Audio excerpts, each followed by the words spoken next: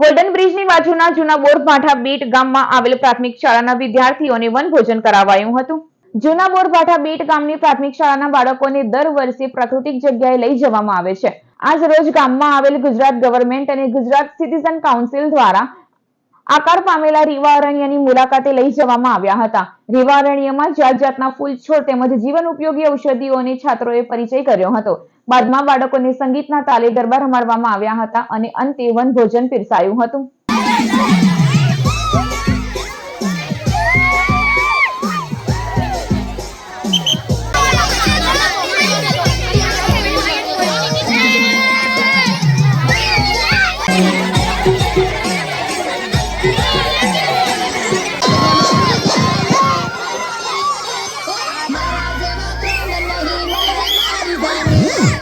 આજ રોજ અમારી શાળાના 350 બાળકોને અમે સામાજિક વનીકરણ વિભાગ અને ગુજરાત સિટીઝન કાઉન્સિલ તરફથી વિકાસ પામેલ રેવા અરણ્યની મુલાકાત કરાવી।